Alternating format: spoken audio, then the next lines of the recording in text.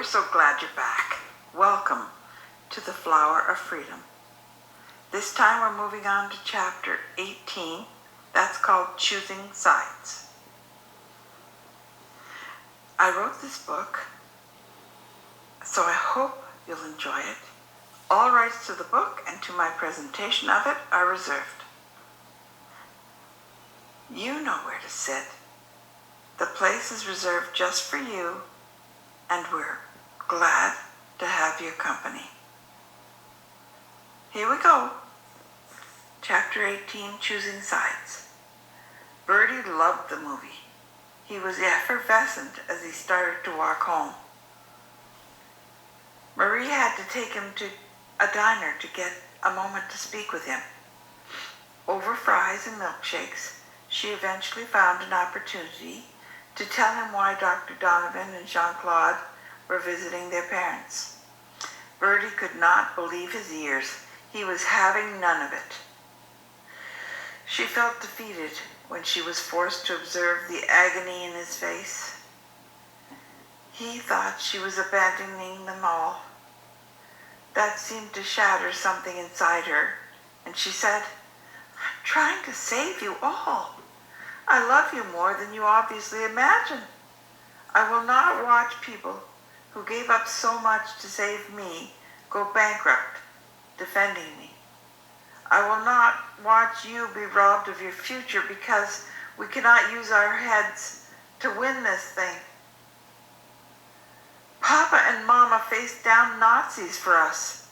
I only have to face down a selfish old couple for a few years.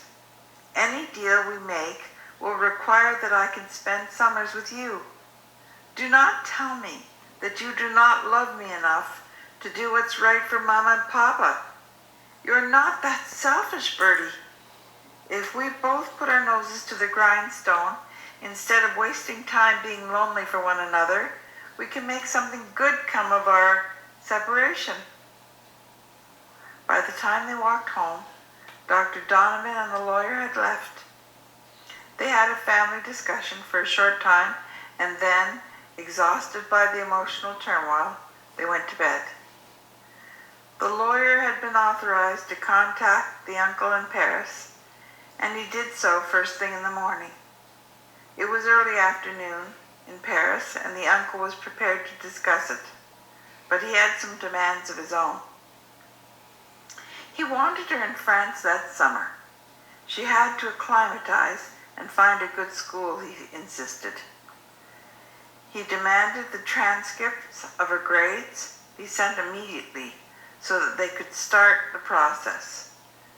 "The transcripts are no problem," Jean-Claude assured Marie's great-uncle, "because she's an exceptional student." But the lawyer was not sure that he could see Marie leaving immediately, he asserted. Marie was having trouble coming to terms with such a huge transition. Perhaps, he suggested, if she were allowed to travel with her brother, and if he was invited to stay for a week after they arrived, he might be able to convince her, but he did not know. "Tell her that I will pay for a round-trip ticket for him if she arrives by the middle of July, but he must be gone by the end of July," said the uncle. Yes, he would agree to fully support the girl, and that would include all school trips and vacations. Yes, he would agree to sign over the chateau to Marie, he said with a chuckle. "It's a derelict anyway. But there will be the issue of the taxes." The lawyer responded that it was hardly feasible for a young woman to own a property if she had no source of income to pay the taxes. The uncle reluctantly said that he would ensure that he continued to pay them as a tribute to his brother. It was the least he could do for him, he felt. Yes, he would pay for a university education, and he was delighted to hear that she wanted to go to medical school. He would agree to completely fund that and every expense affiliated with it if she were accepted at one of the top 10 medical schools in France. If I understand it correctly, admission requires graduation from a French high school. That reinforces the fact that she must be in Paris this summer. Paris Sciences et Lettres de PSL, Research University, is right here in Paris, so she could continue to live with us. It is the right school for those interested in sciences, and it can lead her to being a doctor, if she chooses to endure all 9 years of training. She'll be an old maid by then, though, and from what I can tell from pictures, she's so lovely that an early marriage is her very best bet. On the other side of the Atlantic, Jean-Claude shook his head silently, and he thought, "This guy does not know Marie. Good luck with that plan, buddy." He thought, but he went forward with the negotiation, and he requested that the uncle provide an ample monthly allowance for Marie every year that she remained in school. He reported that she would not sign any deal that did not allow her to spend summers in Canada with her family. The great uncle retorted that they were not her family, but that she should spend a week after school in France and return a week before school started. He also demanded that the lawyer define ample. Jean-Claude asked Marie's great uncle what he thought was fair. As the number he threw out was twice what the lawyer was expecting as his top figure, he deferred by saying that he would have to run it all by Marie.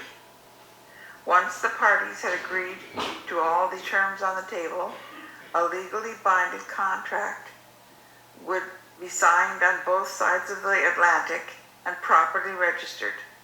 The uncle demanded that he hear Marie agree to all the terms, and he established the date of return to France before he would sign any document. The lawyer sat down with Marie and her family that same evening to tell them the demands and the counter-demands. He had done a little more homework on the cost of living in Paris, and while it was far higher than in Montreal, the allowance that had been proposed was still generous. The terms that the uncle was demanding seemed quite fair, in his professional opinion. The time in Canada each year would be shorter than they had all hoped, but it seemed a sticking point for the uncle. So Marie will be fully supported, have a generous monthly allowance, have all her education financed along with the attendant expenses, be allowed to come to Canada for about 6 weeks each summer, and she will inherit her mother's property? Oscar summed it all up. Can anyone think of anything else that we should consider? I can, Bertie said morosely. She'll be gone 46 weeks of the year. That's the conclusion of chapter 18. Please come back for chapter 19. It's called Coming to Terms. We'll miss you. Bye.